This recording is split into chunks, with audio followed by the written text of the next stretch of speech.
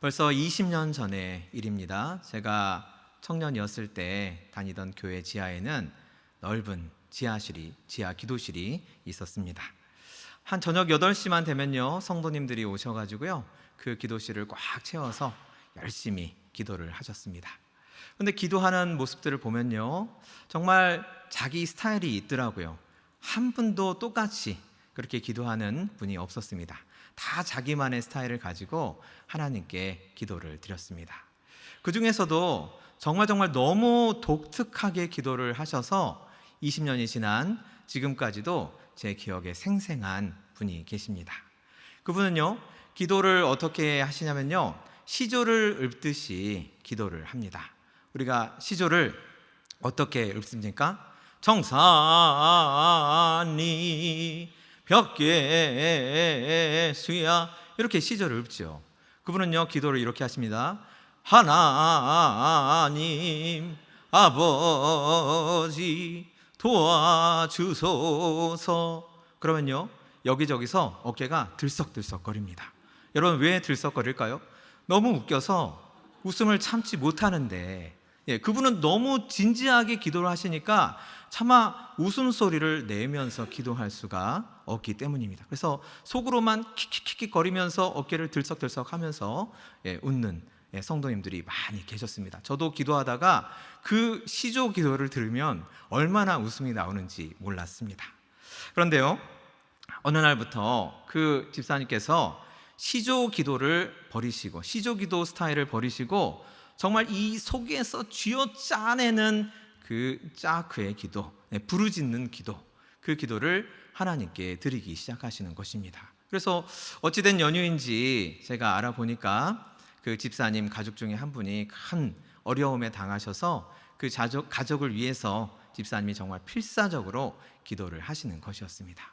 그렇게 몇 날 며칠을 계속 매일매일 똑같은 시간 저녁 8시에 나오셔서 정말 짜크의 기도, 부르짖는 기도를 막 들이시다가 어느 날부터 갑자기 나오시지를 않는 거예요. 그래서 제가 궁금해서요, 같은 시간에 매일매일 기도하니까 다 기도 제목 다 알고 있잖아요. 그러니까 궁금해서 또 알아봤습니다. 그랬더니 그 집사님께서 기도하기를 포기하셨다고 합니다. 그때 제가 전해 들은 그 집사님의 말씀이 20년이 지난 지금도 잊혀지지가 않습니다. 그 집사님이 이렇게 말씀하시면서 기도를 포기하셨다고 합니다. 하나님의 마음이 거대한 돌처럼 느껴져. 하나님의 마음이 거대한 돌처럼 느껴져.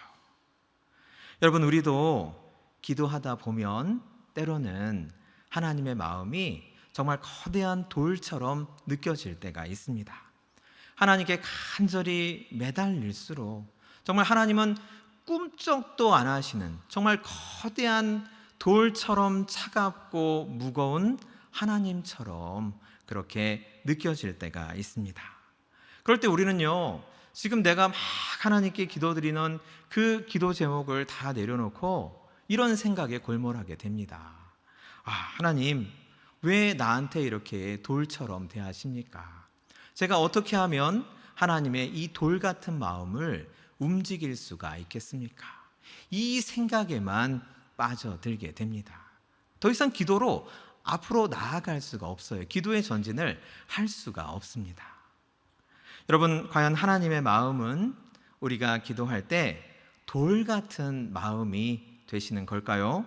정말로 하나님은 우리의 기도가 어떤 때 마음에 들면 막 좋아하시다가도 우리의 기도가 하나님 마음에 들지 않으면 돌 같은 마음으로 우리를 대하시는 걸까요? 다니엘서 9장과 10장을 보면 다니엘의 기도에 관한 아주 흥미로운 기록들이 있습니다. 자, 다니엘서 9장 23절부터 보도록 하겠습니다. 곧 내가 기도를 시작할 즈음에, 내가 기도를 시작할 즈음에 명령이 내렸으므로 이제 내게 알리러 왔느니라. 너는 크게 은총을 입은 자라. 그런즉 너는 이 일을 생각하고 그 환상을 깨달을지니라. 다니엘이 결심을 했습니다. 자신의 죄, 자기 민족의 죄, 그리고 조상들의 죄를 내가 하나님께 철저히 회개해야 되겠다라고 결심하고 결심한 대로 기도를 시작하자마자 하나님께서 다니엘의 기도를 들으시고 다니엘의 기도에 응답을 하셨다는 의미입니다.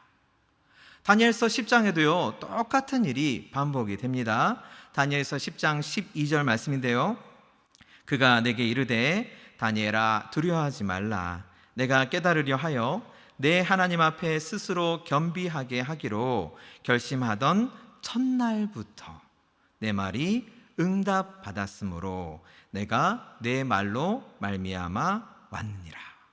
다니엘이 21일 기도를 결심하고 21일 금식 기도를 결심을 하고 기도 드리기 시작한 그 첫날부터 이미 하나님께서는 다니엘의 기도에 응답해 주셨다고 지금 다니엘서 10장 12절 말씀이 우리에게 증언하고 있는 것입니다. 시편 기자도 이 기도의 응답에 대해서 아주 쐐기를 박는 구절을 시편 66편 20절에 기록을 하였습니다. 자, 우리 다 같이 시편 66편 20절 다 함께 읽겠습니다. 시작. 하나님을 찬송하리로다. 그가 내 기도를 물리치지 아니하시고 그의 인자하심을 내게서 거두지도 아니하셨도다. 아멘. 여러분, 우리가 이 다니엘서의 성경 말씀 그리고 이 시편 성경 말씀을 우리가 보니까요, 하나님께서 우리 기도를 싫어하십니까? 하나님께서 변덕스럽게 어떤 때는 우리 기도에 막 좋아하시다가 어떤 때는 돌 같은 마음으로, 꿈쩍도 안 하는 마음으로 우리 기도를 대하고 계십니까? 전혀 아닙니다. 성경은 지금 우리에게 명쾌하게 증언하고 있습니다. 우리가 기도 시작하는 첫날에 이미 하나님께서는 우리 기도에 응답을 하신다고 말씀하십니다. 어떤 상황, 어떤 경우에도 하나님께서는 우리 기도를 물리치지 아니하신다고 분명히 성경 말씀이 우리에게 증언을 하고 있습니다. 하나님은 우리의 기도를 들으시기를 기뻐하시는 분이십니다. 하나님은 우리의 기도를 사랑하시는 분이십니다. 하나님은 절대로 우리의 기도에 돌 같은 마음으로 우리에게 다가오시는 분이 전혀 아니십니다. 자, 그러면요, 우리가 기도할 때 하나님께서 우리 기도를 들어주시기를 기뻐하시고 또 우리 기도를 사랑하신다면 우리가 기도할 때 느끼는 그 거대한 돌, 꿈쩍도 안 하는 것 같은 그 거대한 돌의 정체가 과연 무엇일까요, 여러분? 사도 바울은 수건으로 비유해서 이 돌의 정체를 설명을 합니다. 자, 고린도후서 3장 13절 말씀입니다. 우리는 모세가 이스라엘 자손들에게 장차 없어질 것의 결국을 주목하지 못하게 하려고 수건을 그 얼굴에 쓴 것 같이 아니하노라. 지금 모세가 두 번째 십계명 돌판을 받아들고 이제 이스라엘 백성들에게 내려왔습니다. 그때 모세 얼굴에요, 하나님의 영광의 광채가 환하게 드러났습니다. 그러니까 사람들은요, 우와, 모세 얼굴에 하나님의 영광의 빛이 나타나네, 와, 모세 끝내주네. 여러분, 이런 본질이 아니라 지금 십계명 두 돌판을 들고 왔으니까 율법을 들고 왔는데 하나님께서 이스라엘 백성들을 구원해 주시려고 하는 그 율법을 들고 왔고 그 율법의 본질은 사랑인데 지금 이스라엘 백성들은 무엇에만 주목하고 있는 거죠? 율법의 현상. 네. 여러분, 그 광채라는 것은 물리적인 현상이기 때문에 결국에 시간이 지나면 결국에 사라지게 마련입니다. 이스라엘 백성들은 율법의 본질을 주목하기보다는 율법의 현상, 하나님께서 발현하시는 어떤 광채라든가 빛이라든가 이런 현상에만 주목을 하려고 했습니다. 그래서 모세는 수건으로 자기 얼굴을 가렸습니다. 이스라엘 백성들이 더 이상 현상에 주목하지 않고 본질에 주목하도록 하려고 자기 얼굴에 나는 광채를 수건으로 가린 것입니다. 자, 사도 바울이 계속해서 설명을 합니다. 고린도후서 3장 14절 말씀인데요. 자, 우리 다 함께 읽어보도록 하겠습니다. 시작. 그러나 그들의 마음이 완고하여 오늘까지도 구약을 읽을 때 그 수건이 벗겨지지 아니하고 있으니 그 수건은 그리스도 안에서 없어질 것이라. 이스라엘 백성들이 빨리 깨달아야 했습니다. 여태까지 우리가 율법의 현상만을 보려고 했구나. 하나님의 현상만을 보려고 했구나. 하나님의 본질, 율법의 본질을 우리가 보려고 하지 않았구나. 이렇게 빨리 깨달아야 했었는데 이스라엘 백성들의 마음이 완고해서 끝끝내 계속 율법의 본질인 사랑은 외면하고 율법의 현상만 주목하다 보니까 율법에 지쳐버리는 거죠. 율법을 엄격하게 잘 지키면 내가 의인이다. 그 잘 지키는 현상, 드러나는 모습만 강조하다 보니까 잘 지키는 사람은 자기가 의인이라고 과시하고 못 지키는 사람을 죄인이라고 정죄하게 마련입니다. 이렇게 이스라엘 백성들은요, 율법의 본질을 떠나서 율법의 현상에만 머물다 보니까 그들의 완고함이 그들의 마음을 점점 돌같이 굳게 만들었습니다.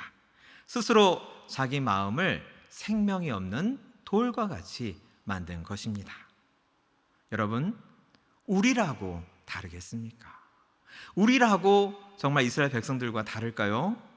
기도할 때 꿈쩍도 안 하는 것 같은 그 거대한 돌, 내가 아무리 하나님께 매달리고 정말 절절하게 간구해도 하나님은 결국에 꿈쩍도 안 하시지 하는 것 같은 그 거대한 돌이요, 사실은 바로 우리 마음속에 있는 돌입니다. 우리는 내 마음에서 꿈쩍도 안 하고 있는 돌을요, 하나님의 마음이라고 착각하고 있을 뿐입니다. 복음의 본질에서 멀어져서 복음의 현상에만 완고하게 매달리고 있는 내 마음이 굳어져서 꿈쩍도 안 하는 돌이 된 것입니다. 사도 바울은요, 이 돌을 특별히 견고한 진이라고 표현을 했습니다. 다시 오늘 본문 말씀을 보시겠습니다. 자, 우리의 싸우는 무기는 육신에 속한 것이 아니요 오직 어떤 견고한 진도 무너뜨리는 하나님의 능력이라. 이 견고한 진이 무엇으로 이루어지냐면 세 가지로 이루어집니다. 첫 번째는 모든 이론입니다. 두 번째는 하나님 아는 것을 대적하여 높아진 것. 그러니까 두 글자로 뭐라고 부를 수가 있겠습니까? 교만이 되겠죠. 그리고 세 번째는요, 모든 생각, 즉 잡생각입니다. 잡생각. 우리가 마음을 하나로 모아서 하나님께 딱 집중을 해야 되는데 우리 마음속에 5만 가지 생각이 떠올라서 우리 마음을 계속 산란하게 하고 하나님께 집중하지 못하도록 하는 모든 잡생각을 의미를 합니다. 여러분, 이 세 가지 중에서요, 우리가 가장 주목해서 보아야 할 것이 바로 모든 이론이라는 표현입니다. 이 모든 이론은요, 헬라어 의미로는요, 추론이라는 의미입니다. 그리고 이 구절을 번역한 영어 성경들을요, 제가 거의 다 찾아봤는데 대부분의 영어 성경이 상상이라는 단어로 번역을 하고 있습니다. 그러니까 이 단어들을 대입해서 우리가 다시 읽어보면요, 자, 오직 어떤 견고한 진도 무너뜨리는 하나님의 능력이라. 자, 모든 추론을 무너뜨리며 모든 상상을 무너뜨리며, 이렇게 지금 말씀하고 계시는 것이죠. 여러분, 추론이라는 것이 무엇이겠습니까?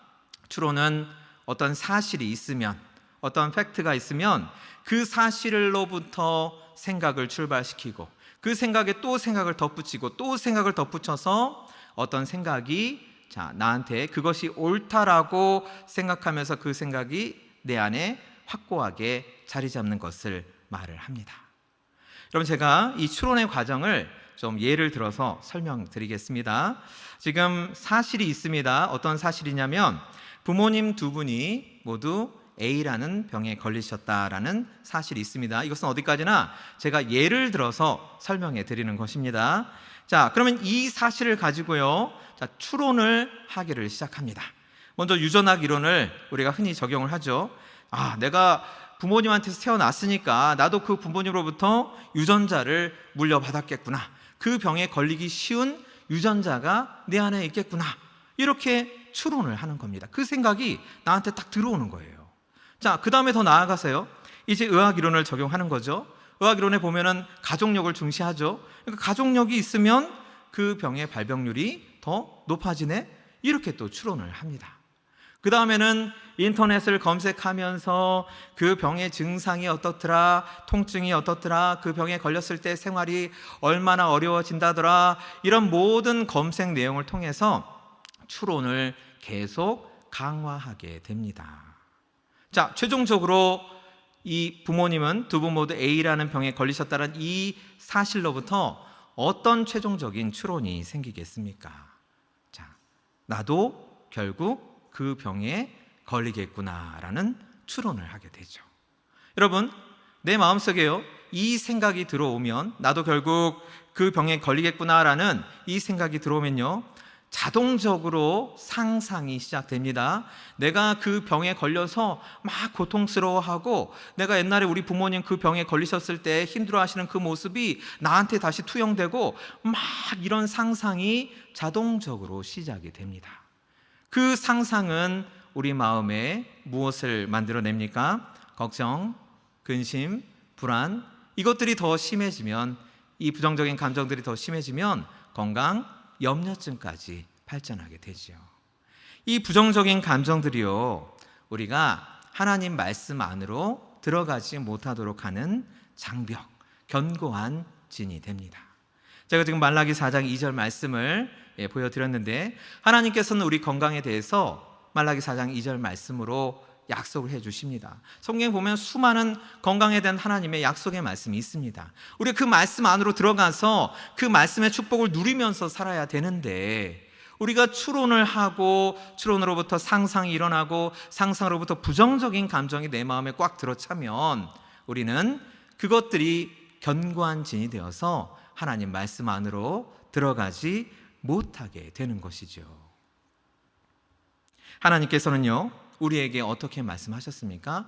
하나님의 말씀이 그대로 이루어질 것으로 믿으라고 말씀하셨습니다. 하나님은요, 우리가 성경 어디를 봐도요, 하나님께서는 우리에게 하나님 말씀을 있는 그대로 믿으라고 우리에게 당부하셨습니다. 하나님 말씀을요, 추론하라고 말씀하시지 않으셨습니다. 성경 어디를 봐도요, 1185장 어디를 펼쳐봐도 하나님 말씀을 추론해서 이리 해라, 이런 식으로 하나님께서 말씀하시지 않으셨습니다. 여러분, 추론과 그에 따른 부정적인 상상은 우리의 믿음을 적극적으로 방해하는 요소들입니다. 이 추론과 상상이 바로 우리 마음속에 견고한 진이고, 우리가 기도할 때 꿈쩍도 하지 않는 것처럼 느껴지는 돌덩이, 바로 그 돌덩이가 이 추론과 부정적인 상상들입니다. 자, 이제 우리가 내 마음에 있는 그 돌의 정체요, 내가 기도할 때 꿈쩍도 하지 않는 것 같이 느껴지는 그 돌덩어리의 정체가 무엇인지 알게 되었으니까, 이제 이 돌덩어리를 어떻게 없애버려야 하는지 우리가 그것에 대해서 이제 알아봐야 되겠죠. 자, 아까 말씀 고린도후서 10장 4절 말씀을 다시 살펴보도록 하겠습니다. 다 함께 읽겠습니다. 시작. 우리의 싸우는 무기는 육신에 속한 것이 아니요 오직 어떤 견고한 진도 무너뜨리는 하나님의 능력이라. 모든 이론을 무너뜨리며. 지금 말씀을 보니까 내 마음 안에 돌덩어리를 부술 수 있는 유일한 무기는 무엇입니까? 하나님의 말씀, 하나님의 능력이라고 지금 말씀하십니다. 하나님의 능력이 무엇이겠습니까, 여러분? 히브리서 4장 12절로 가보겠습니다. 하나님의 말씀은 살아있고 활력이 있어 좌우의 날선 어떤 검보다도 예리하여 홍과 영과 및 관절과 골수를 찔러 쪼개기까지 하며 또 마음의 생각과 뜻을 판단하나니. 내 안에 견고한 진, 내가 도저히 어떻게 해볼 수 없는 그 견고한 진을 부술 수 있는 유일한 무기는 하나님의 말씀이라고 우리에게 알려주고 계십니다. 자, 그러면요, 어떻게 하나님의 말씀으로 내 마음속에 있는 거대한 돌덩어리들을 우리가 쪼개 부술 수가 있겠습니까? 여러분, 제가 사진을 하나 보여드립니다. 저 거대한 돌이 있습니다. 저 거대한 돌을 도대체 어떻게 쪼갤 수가 있겠습니까? 저 단단한 돌을 도대체 몇십 명의 사람이 달라붙어서 쪼갤 수가 있겠습니까? 자, 여러분, 제가 하나하나 설명해 드리겠습니다. 석공이 와서요, 저 돌 표면에 돌을 쪼개야 하는 그 라인을 따라서 구멍을 냅니다. 작은 구멍을 내고요, 그 구멍 안에 쐐기를 밀어 넣습니다. 자, 그런 다음에요, 석공이요 계속 돌아다니면서 망치로 지금 구멍에 밀어 넣은 그 쐐기를 통통통통통통통 이렇게 두들깁니다. 몇십 번을 왕복하면서 쐐기가 돌 안으로 더욱더 깊이 들어갈 수 있도록 계속 통통통통통통 두들깁니다.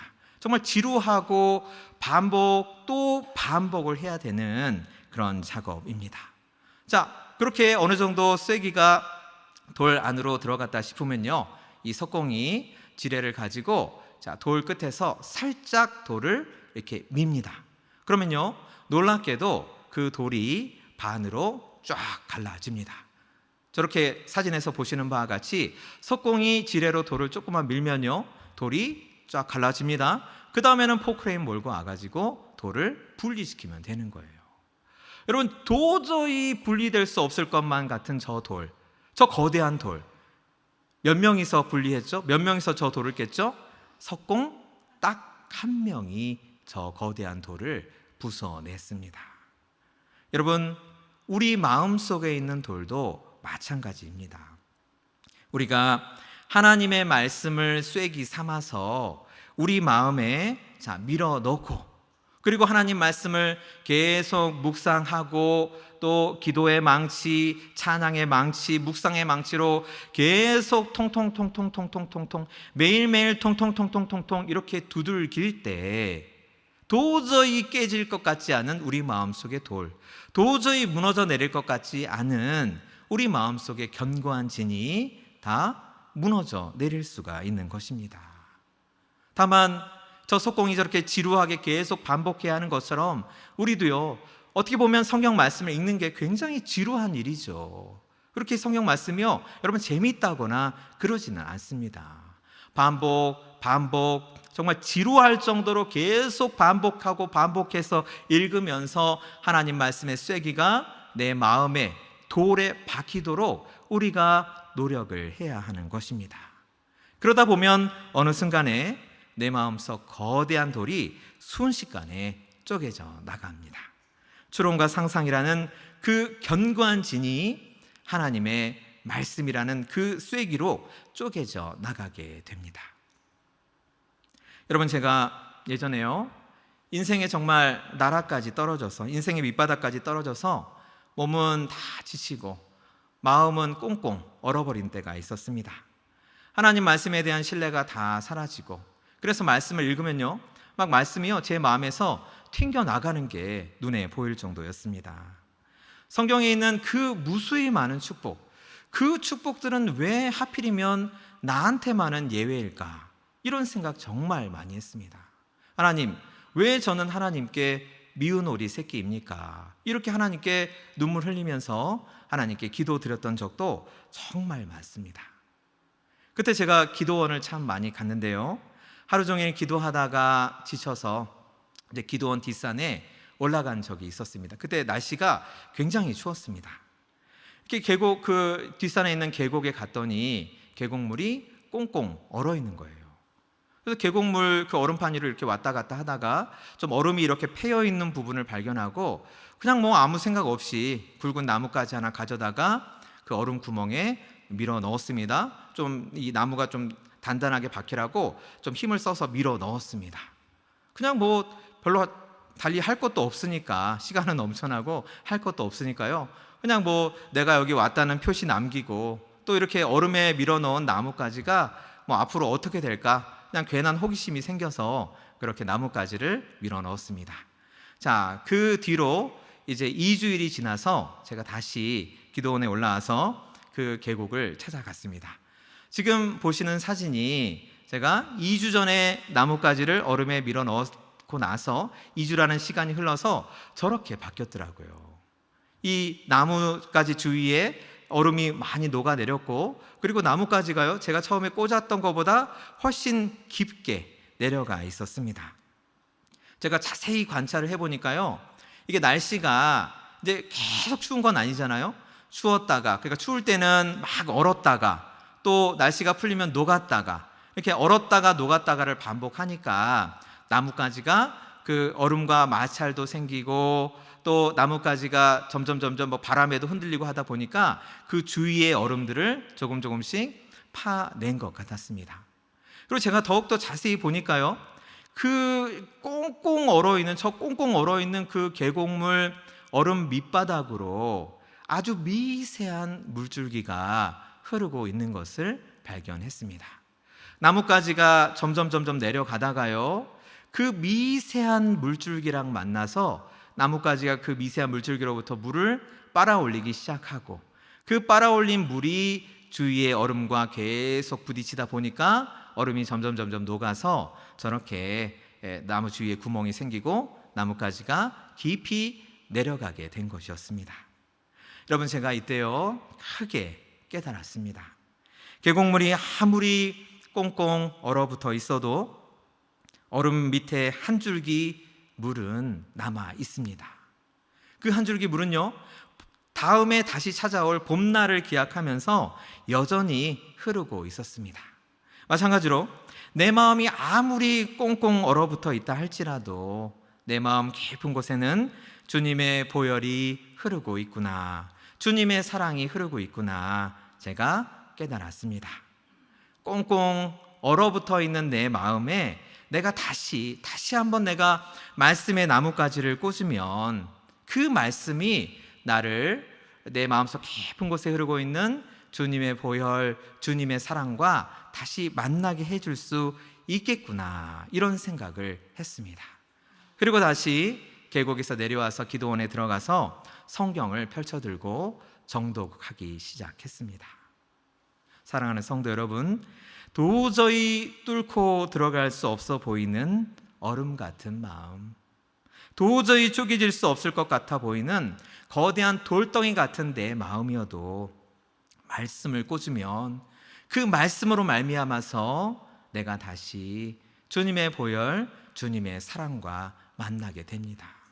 내가 생각할 때는 내 인생은 다 끝났다, 하나님은 나를 미워하시나 보다, 하나님 나를 떠나셨구나, 나는 이제 다 끝장이다, 내가 생각할 때는 그렇게 생각하지만 내 마음속 가장 깊은 곳에는 여전히 주님의 사랑, 주님의 보혈이 아주 미세한 줄기이지만 그 계곡 얼음 밑에 미세한 물줄기가 흐르듯이 내 마음속 깊은 곳에도 주님의 사랑, 주님의 보혈은 여전히 흐르고 있습니다. 여러분, 인생이요 항상 영하 10도는 아닙니다. 항상 영하 20도는 아니에요. 아무리 힘들다고 할지라도 인생은요 날씨처럼 녹았다 얼었다 녹았다 얼었다를 반복을 합니다. 그 녹았다 얼었다를 반복하는 과정에서 제가 꽂아놓은 나뭇가지가 점점 아래로 내려가서 계곡물을 만나듯이 내 인생이 녹았다 얼었다를 반복할 때 내가 포기하지 않고 말씀의 나뭇가지를 내 마음에 꽂아 놓기만 한다면 그 말씀의 나뭇가지가 내 마음속 깊은 곳으로 점점 들어가서 내 마음속에 흐르고 있는 주님의 보혈, 주님의 사랑과 다시 만나게 됩니다. 그러므로 인해서 내 영혼이 다시 회복되고 내가 다시 믿음을 가지게 되고 내가 다시 소망으로 주님을 바라볼 수가 있게 되는 것입니다. 우리 사랑하는 성도 여러분, 돌처럼 단단한 내 마음이 있습니까? 얼음처럼 차가운 내 마음으로 고통받고 계십니까? 여러분, 포기하지 마십시오. 말씀의 나뭇가지를 여러분들 마음에 꽂아 보시기를 바랍니다. 다시 한번 성경을 펼쳐 드시고 저처럼 포기했던 저처럼 다시 한번 하나님의 말씀 펼쳐 들고 저처럼 다시 한번 하나님의 말씀을 정독하시기를 바랍니다. 말씀의 나뭇가지가 분명히 주님의 사랑, 주님의 보혈을 통해서 여러분들의 마음을 다시 회복시켜 주실 줄로 믿습니다. 아무리 힘들고 어려워도 말씀의 나뭇가지만은 꼭 여러분의 마음에 꽂아 두시기를 주님의 이름으로 간절히 당부드립니다.